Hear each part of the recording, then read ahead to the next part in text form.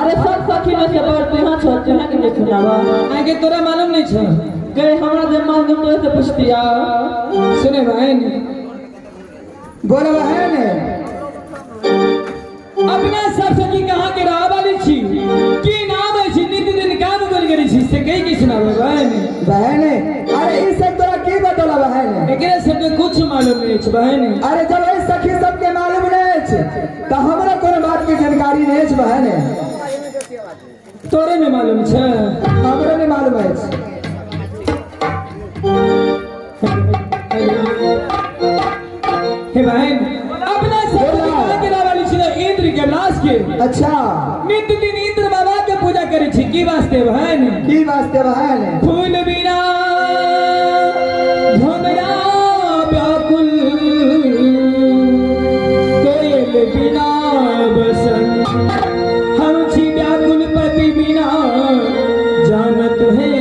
भगवान जिया बिनु दे हनदी बिनु मारी वैसे ही नाता पुरुष बिनु नारी हे बहन अपना सब सके मिल के नित्य दिन इंद्र बाबा के पूजा करे छी की वास्ते बहन की वास्ते बहन सुंदर घर और सुंदर वर्दी है बहन गट्टड़ के वाले गए घर पर घर पर के रोय से गए के बार तोरा नहीं मालूम छ ये बोल बात नहीं कह छी बार नहीं के वही बार के नहीं कहै छियो तो कौन बोल के कहे छी भार था सना दुल्हा क देबो ओकरा कहि हे बार हे बहन अरे बहुत लेट भइल जल्दी चला चला बने चलिया मैं चलिया बहिया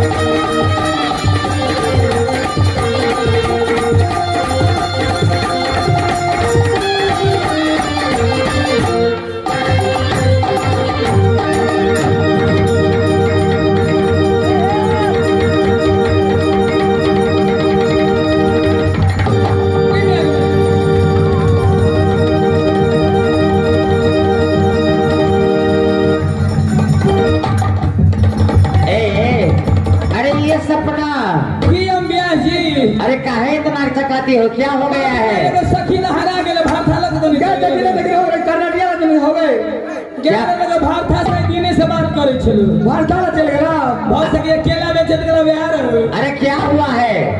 एगो सखी हरा गेले एक सखी खो गई है। हां ये वो बुढ़िया रानी ए हटिया में हरा गेला। हां आ दिन में भरता के मोटरसाइकिल पर बड़े घूमै छलो। पूछी ना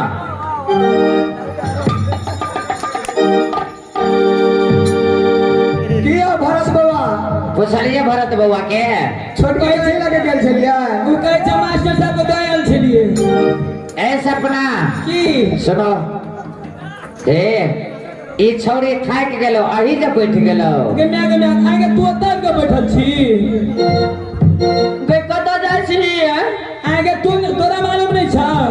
नहीं गए कतऽ जाइ छी गे चल लगे इंद्र बाबा के पूजा करबे सब सखी मिल के जे नीक दुल्हा भेटतौ। गए हमने जो बाबा तवाला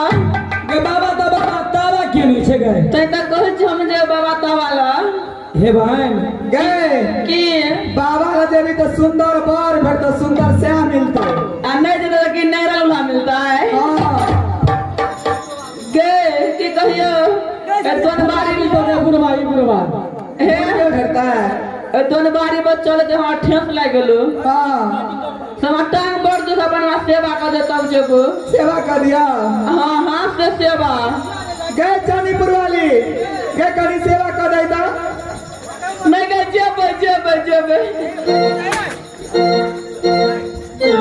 जल्दी